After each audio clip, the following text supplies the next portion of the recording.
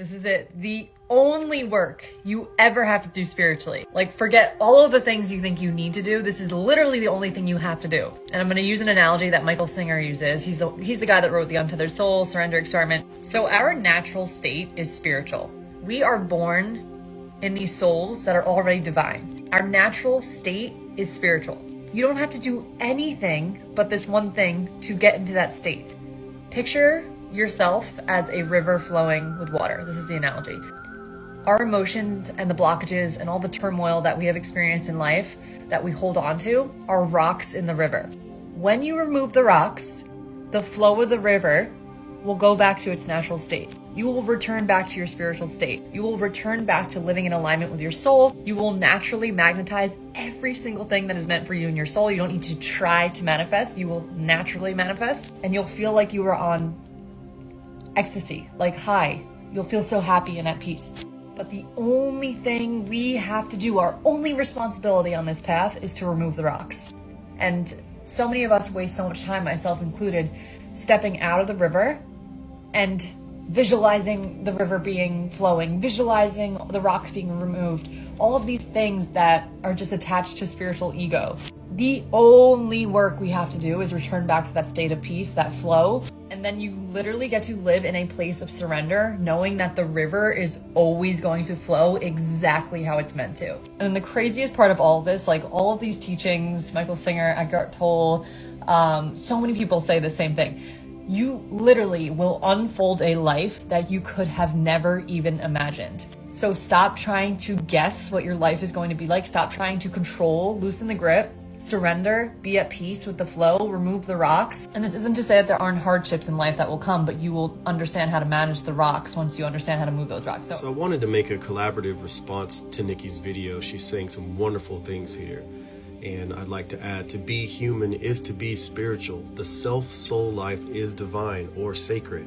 I'm saying self-soul life because in the ancient languages, you cannot separate self from soul from life. That is something we do in our modern day knowledge, but it's actually just ignorance. Life is the only thing that is happening here. So our natural state is spirit reality. It is spirituality.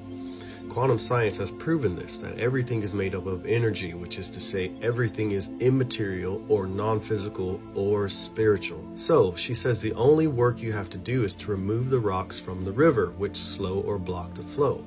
And these rocks or blockages are emotions, and furthermore, they are the beliefs and trauma that create those emotions. How do we remove the rocks from the river? How do we return to the original state of the sacred flow? The answer is to surrender, to let go of the false beliefs. Surrender requires stillness. This is how you consciously align with your self-soul spirit, or your essence, which is full of peace and ready to support you in all the ways your physical experience and nature requires and desires. She mentions Michael Singer and Eckhart Tolle as thought providers who speak along these lines. But there is an ancient Hebraic book, today we call it the Bible, that speaks of this. My Bible Redefined project that you can find for free at thv-tv.com, also lancehoward.net. You'll find Bible Redefined under the Experience THV button. So from Psalm 46, 4 through 5, based on the poetic and amazing quantum nature of the ancient languages, there's a river, the sacred flow, the pure source, the constant stream of abundance, prosperous prosperity, life existence, and experiential sense of self. The stream of well-being, its constant refreshing flow and bubbling up, brings joy and cheerfulness to the sacred residence of the One, the most ancient and highest of all, the Absolute. Verse 5, the true One who empowers many is and is in the sacred residence at the center, the very core interior of her.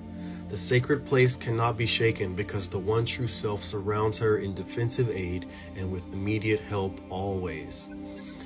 We should understand that this sacred place, this her that is being mentioned, is the self-soul life. It is me. It is you. The flow is in the center of you. It is within you. This is why stillness is the answer. The flow is already in you. But if you're a busybody, you will not be able to get in the flow.